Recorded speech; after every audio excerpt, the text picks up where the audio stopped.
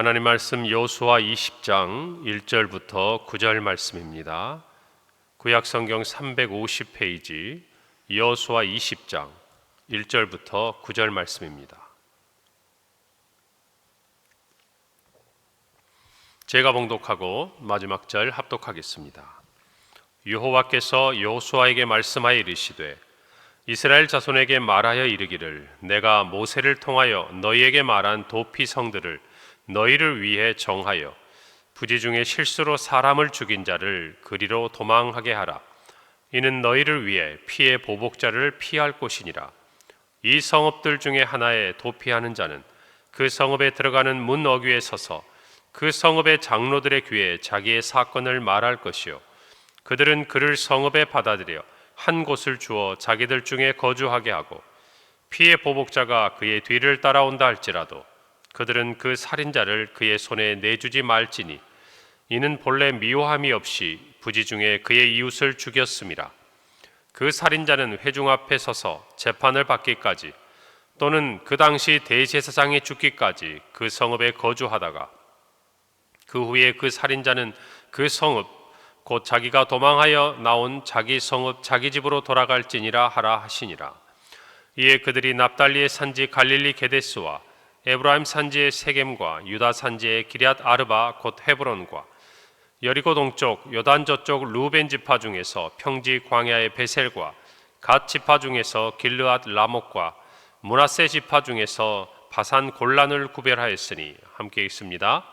이는 곧 이스라엘 모든 자손과 그들 중에 거류하는 거류민을 위하여 선정된 성읍들로서 누구든지 부지 중에 살인한 자가 그리로 도망하여 그가 회중 앞에 설 때까지 피의 보복자의 손에 죽지 아니하게 하기 위함이라. 아멘.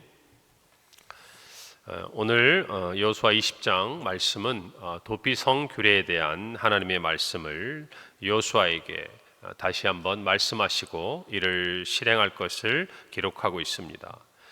이 도피성 제도는 오늘 3절에 있는 대로 부지 중에 실수로 사람을 죽인 자들이 그를 죽이려고 하는 보복자들을 피할 수 있는, 그래서 그들의 생명을 지킬 수 있는 제도, 하나님께서 이스라엘을 위하여서 주신 제도였습니다.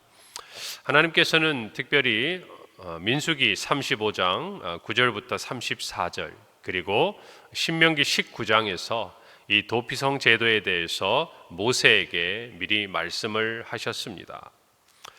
특별히 이 도피성 제도는 오늘 3절에 있는 대로 부지 중에 실수로 사람을 죽인 자, 살아가다 보면 사람이 의도하지 않더라도 또 알지 못하는 가운데 여러 가지 실수를 할 수 있습니다만은 특별히 이스라엘 가운데 피의 보복자라고 이야기하는 것은 누군가가 자기 형제나 또는 친척들 또 자기의 가족들이 죽임을 당하게 되면 그 부분에 대한 피해, 복수의 어떤 권한들이 그 가족들에게 이렇게 계속 이어졌어요. 이와 같은 제도는 특별히 유목민들에게 있고 또 하나님께서 이런 부분에 대해서 이스라엘 백성들에게 말씀하신 부분인데 사실 우리는 왜 이런 제도가 필요할까라는 생각이 들죠. 그냥 아무리 가까운 친지를 할지라도 누군가가 그런 일들을 당했을 때 안타까움과 그 뒤에 후속 조치로 끝날 수도 있지 않을까. 그런데 한번 유목민들을 생각해 보세요.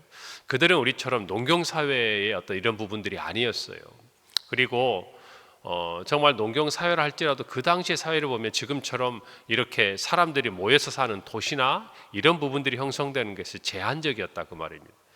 그래서 특별히 유목민들에게 있어서는 여러분도 이렇게 성지순례나 이런 부분들을 가면 오늘날 우리가 생각하는 광야라는 지역 쪽에 텐트를 치고 이렇게 몇 가족들이 이렇게 살아가는 그런 형태를 가지고 있습니다. 자, 그런데 그 사람들이 뿔뿔이 이렇게 서로 흩어져서 목초지를 찾아서 살다가 어떤 해를 당해요, 누군가에게.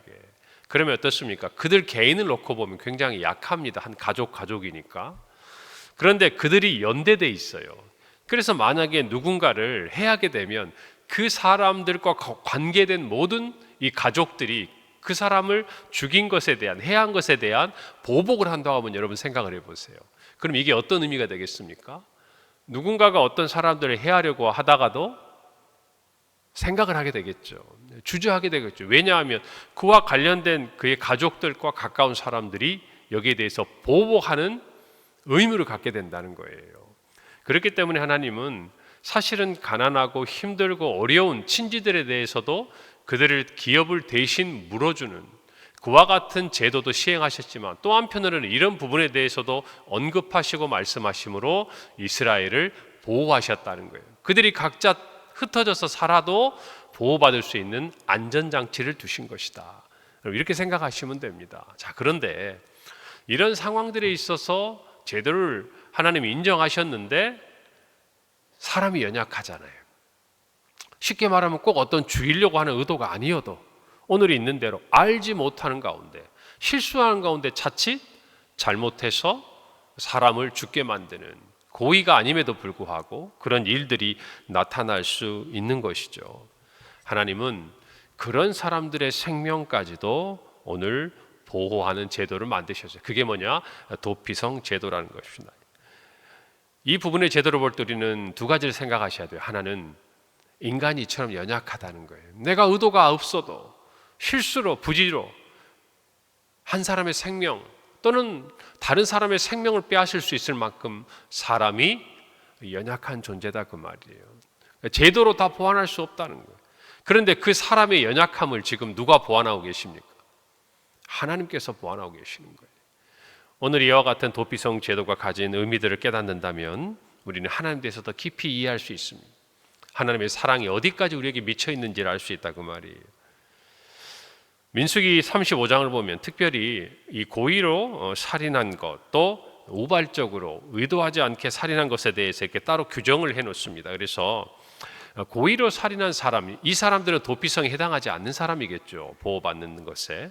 철 연장으로 사람을 쳐 죽였다라는, 지금 손에 사람을 죽일 수 있는 연장이 있는 거 아니겠어요? 또는 사람을 죽일 수 있는 돌이나 또 다른 나무로 만든 연장들을 들고 사람을 때려서 죽였다라든지, 또는 미워하기 때문에 또 원한을 가지고 악의를 가지고 사람을 밀어서 또는 기회를 틈타서 그 어떤 것을 던져서 사람을 죽이거나 이런 상황이 됐을 때는 하나님은 이것이 고의적으로 행한 살인이기 때문에 도피성에 해당하지 않는다는 것이 제도 안에. 그러나 어떠한 악한 의도가 없이 우연히 사람을 밀어서 또는 기회를 엿보지 않고 그냥, 또는 보지 못하고 무엇인가를 잘못 던지거나 또는 사람을 죽일 만한 어떤 돌들을 사람이 없는 줄 알고 던졌는데 부지 중에 사람이 맞아 죽게 되는 이런 상황에 대해서는 이 도피성의 제대로 그런 사람들을 보호해라, 하나님께서 말씀하셨다라는 것입니다.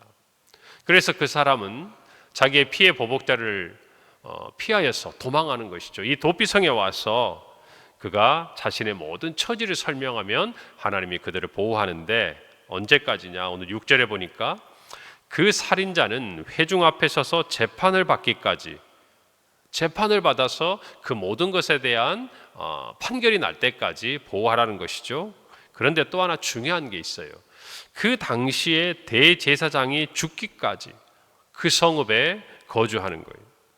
그리고 그 이후에 성읍고 자기가 도망아온 자기 성읍으로 돌아가라. 이게 무슨 말이겠어요? 재판을 통해서 이 사람이 부지 중에 고의로 사람을 죽인 것이 아니라는 사실이 드러나거나, 또 하나는 그 당시에 대제사장이 죽임을 당하는 이런 상황들이 같이 묶였을 때에 하나님은 이 사람들을 다시 자기의 집으로 돌려보내라 라고 말씀하고 있는 것입니다. 사실 이와 같은 제도를 볼 때 하나님이 얼마나 섬세하신가 우리는 살펴볼 수가 있어요. 예를 들자면 이 재판을 하더라도 민수기에 보면 자세하게 나와 있습니다. 사람들이 판결을 할 때도 사람을 죽인 자, 또 살인한 자들, 증인들의 말을 따라 만약 진짜 고의로 그 사람을 죽였다 하면 어떻게 해야 돼요? 이 사람은 피해 보복자에 내주고 죽임을 당하게 되겠지요. 그런데 이런 증인이나 증거에 대해서도 하나님은 한 증인의 증거에만 따라서는 그 사람을 죽음에 내어주지 말라, 적어도 2사람이나 3사람의 증언이 있어야 한다라고 민수기와 신명기에서 이야기하십니다. 무슨 말이에요? 악한 의도가 겹치면 한 사람이 억울한 죽음을 당할 수 있지 않겠습니까? 그래서 하나님은 이와 같이 정말 세심하게 한 사람은 언제든지 그 사실을 왜곡하고 증언할 위험이 두세 사람보다 크지 않겠어요. 그래서 하나님이 그를 보호하셔서 법적 효력을 갖게 하셨어요. 그래서 하나님 주신 이 율법이 하나님의 뜻대로 공정하게 시행이 되고 또 사람의 생명에 대해서 하나님이 얼마나 귀히 여기시는가를 하나님께서 알려주셨다는 것을 우리는 알아야 합니다. 그래서 사실 하나님 주신 율법을 우리가 가만히 보면 왜 이렇게 하시는가? 제가 언젠가도 말씀드렸죠. 예전에 동형복수, 다시 말하면 눈에는 눈, 이에는 이. 내가 어떤 피해를 받으면 그만큼만 돌려줘라. 우리가 생각할 때는 용서하면 좋잖아요. 이것이 율법의 완성이죠. 예수님의 말씀이에요. 그러나 하나님의 의도는 눈에는 눈, 이에는 이라는 말 속에 어떤 뜻이 있냐면 내가 당한 것만큼만 돌려주라는 거예요. 사람의 악한 마음이 어때요? 심성이. 한 대 맞으면 몇 대 때려야 됩니까? 한 대 때리면 직성이 풀립니까? 아니요. 사람이 그렇지 않아요. 내가 한 대를 맞으면 최소한 한 대는 더 때려야 사람의 마음이 그래도 편안해지는 거예요. 이런 마음을 하나님이 아시는 거예요. 그래서 사실은 금지시키시는 거예요. 네가 받은 피해 이상으로 남에게 하지 마라. 물론 이런 것들이 어떻게 딱 계량화되고 수치화될 수는 없겠지만 하나님은 그렇게 죄를 향하여 한 걸음 더 나아가는 사람의 발걸음을 막으시는 거예요. 여러분, 그러니까 하나님 주시는 율법 안에 하나님을 사랑하고 이웃을 사랑하는 모든 것이 담겨 있어요. 그 깊은 것을 깨닫고 나면 우리가 지금 언뜻 이해가 되지 않는 그런 일들을 왜 하나님께서 이스라엘 백성들에게 주시는가? 오늘 도피성 제도도 마찬가지예요. 하나님께서 이스라엘 백성들이 살다가 그런 일들이 생기면 그때 도피성을 만들고 이렇게 해라, 이렇게 말씀하시는 게 아니에요. 미리 그들이 살아갈 때 이와 같은 제도를 시행을 해서 한 사람이라도 하나님이 정말 그와 같은 생명을 보호할 수 있는 것을 민수기에서도 신명기에도 기록되어 있죠. 오늘 또 여호수아에게도 아직 그 땅을 가지지도 않았을 때부터 하나님이 말씀하시는 것은 정말 한 영혼으로는 천하보다 귀하게 여기시는 하나님의 마음을 저와 여러분이 알 수 있다는 것을 이 시간 깨달아야 합니다. 그런데 왜 대제사장이 죽기까지 도피성에 그를 거주하도록 하는가? 여러분, 하나님께서 부지 중에 살인한 사람에 대해서 살 길을 열어주셨습니다. 그런데 그렇다고 해서 그 사람이 누군가를 죽인 이 살인의 문제에 대한 결과가 없어지는 건 아니잖아요. 다시 말하면 이 사람은 한 사람의 다른 생명에 희생을 가져왔습니다. 노아의 홍수 심판 이후에 하나님은 창세기 9장 6절에 다른 사람의 피를 흘리면 그 사람의 피도 흘릴 것이니 이는 하나님이 자기 형상대로 사람을 지었다. 여러분, 피의 값은, 생명의 값은 무엇으로만 갚을 수 있는 거예요? 생명으로만 갚을 수 있는, 그것이 하나님이 말씀하신 노아 홍수 이후에 모든 사람들에 대한 심판을 하시고 새롭게 이 노아의 가족들을 통해서 다시금 이 땅에 사람들이 번성하게 하실 때 주신 말씀이에요. 여러분, 그런데 어떻게 갚습니까? 결국 이 살인의 대가의 죽음에 대해서 이 살인자는 그 어떠한 것도 스스로가 해결할 수가 없는 거예요. 단지 하나님께서 잠깐 보류해 주시는 거예요. 보호해 주시는 거예요. 그 상태에서 그의 생명이 연장되고 있을 뿐이라는 것이죠. 자, 그런데 그 당시에 백성들의 모든 죄를 대신하여 하나님 앞에 그 죄가 속죄함을 받도록 섬기는 제사장, 그 중에서도 누구? 대제사장의 죽음이 무엇인가 상징적인 의미가 있는 것이죠. 그렇기 때문에 이 도피성에서 정말 자기가 받을 그 죽음의 결과들을 기다려야 되는 이 사람들의 죄가 사라지는 거예요. 누구의 죽음으로 말미암아? 대제사장의 죽음으로 말미암아.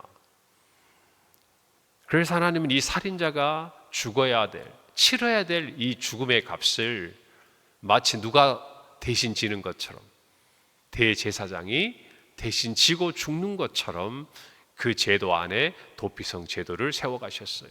여러분, 여기까지 말씀 들으니까 한 분이 떠오르지 않습니까? 누군가요? 예수 그리스도. 우리는 죄의 결과로 다 사망에 이른 사람들이, 사망이 우리 안에 있어요. 그런데 예수 그리스도가 우리의 죄를 대속하여 죽으심으로 말미암아 우리의 죄가 사해진 겁니다. 그 죄의 대가가 사라진 게 아니에요.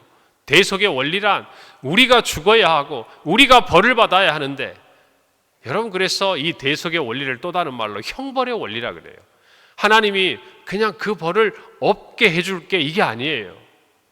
내가 죽인 이 살인의 죄가 없어지는 거다라고 얘기하신 게 아니에요. 누군가가 그 죄의 결과를 책임을 지는 거예요. 대신 벌을 받는 거예요. 그리고 새로운 생명을 얻는 거예요. 여러분, 그래서 이 도피성 제도는 우리가 신학적으로 예수 그리스도의 십자가의 그 대속의 원리를 나타내고 있는 것입니다. 할렐루야. 예수님이 이 땅에 오신 이유도 바로 그것 아니겠어요? 여러분, 그런데 한 가지가 있어요. 오늘 말씀에는 없지만 이 도피성에 피해 온 이 부지 중에 살인을 저지른 사람이 절대 해서는 안 되는 행동이 하나 있습니다. 그게 뭐냐면 이 대제사장이 죽기까지 성 밖에 나가면 안 되는 거예요. 이 도피성 안에서만 보호를 받는 거예요. 여러분, 이게 뭘 의미하겠어요? 모든 인류는 죄를 짓고 사망에 이르렀습니다. 죄의 삭은 분명한 사망이에요. 그런데 누구 안에서만, 예수 그리스도 안에서만 보호를 받는 거예요. 생명으로 구원을 받는 거예요. 여러분, 그렇기 때문에 이 도피성 제도는 구속사적으로 예수 그리스도를 나타내고 있는 것입니다. 요한일서 5장 12절에 보면 아들이 있는 자에게는 생명이 있고 아들이 없는 자에게는 생명이 없다는 것이, 예수 그리스도의 대속의 그 구원의 은혜 아래 있는 자에게만 구원과 영생이 주어진다는 것을 분명히 말하고 있는 거예요. 오늘 저와 여러분이 도피성 제도를 주신 하나님의 마음을 깨닫기를 바랍니다. 여러분, 하나님의 마음이 얼마나 섬세한 줄 아세요? 오늘 7절에 8절에 보면 이에 그들이 납달리의 산지 갈릴리 게데스와 에브라임 산지의 세겜과 유다 산지의 기럇 아르바 곧 헤브론과 여리고 동쪽 요단 저쪽 루벤 지파 중에서 평지 광야의 베셀과 갓 지파 중에서 길르앗 라목과 므낫세 지파 중에서 바산 골란을 구별하였다.